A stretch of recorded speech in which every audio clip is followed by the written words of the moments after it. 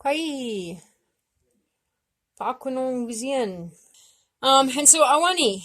Awani is basically who? It's you. So basically, we want to know who we are. So if you want to be able to say yourself, talk about yourself, you're going to use nia. So nia basically translates to I, me, mine. You can express it by using the actual word nia, or you can express it by using an N with an apostrophe or an ND with an apostrophe. And you're not going to understand that quite right now, but just seeing it, the N, the letter N.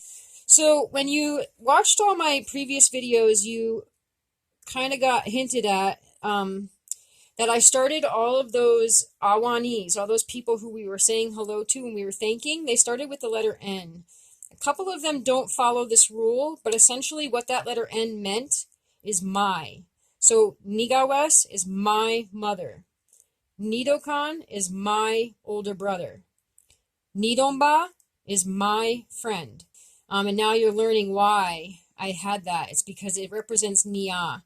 So these are all your relatives, your people. But if you want to talk to somebody else, you're going to use Kia. And so Kia is going to be like this, the thing of you, yours, and it's going to be represented by either saying the word Kia or a K with an apostrophe or a KD with an apostrophe at the top. And so typically, this is how you're going to see it. Nia, Kia. N something or K something. Und something or Kd something. And so the third version is going to be Agma. And so Agma is also going to be expressed with a W apostrophe or a WD apostrophe. And so it's going to be basically meaning he or she, his or hers, him or her.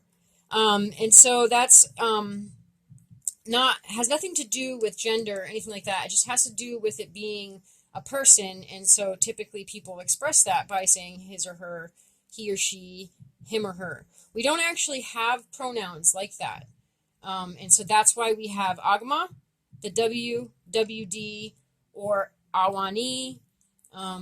You'll hear some of the other teachers use these same concepts by saying ni and na.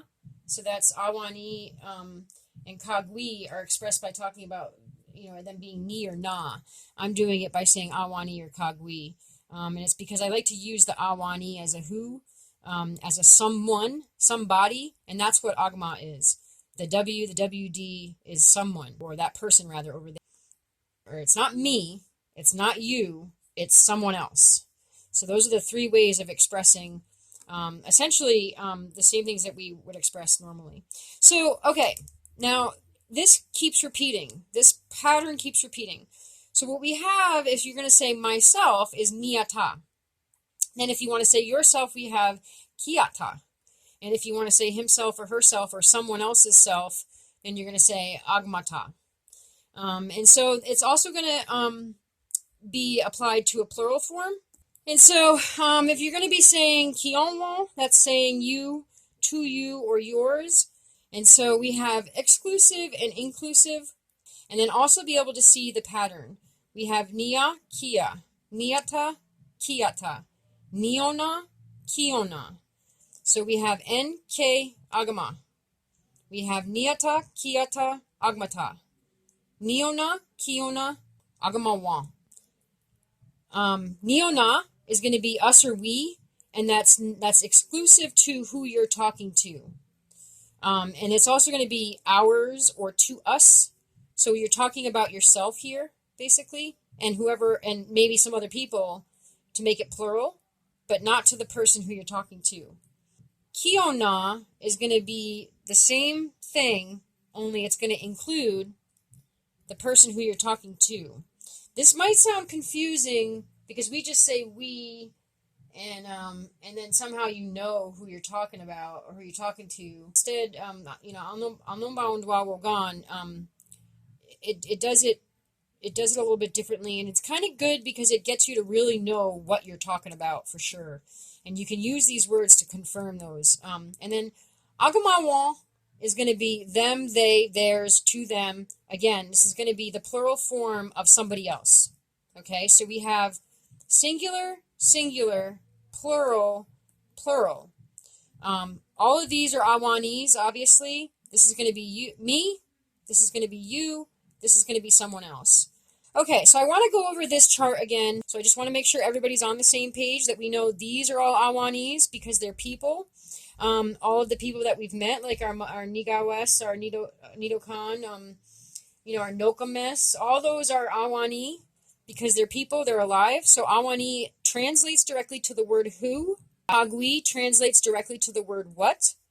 But essentially, when we use these words or these concepts, we're talking about things. Some things are Awanis or whos. So we have Awani and Kagwi. Awani, the plural form of Awani, because that's singular who. So Awanigik is going to be the plural form, and the plural form of Kagwi is Kagwesol. So na is basically that one, and nigik are those ones. And so that's kind of something over there.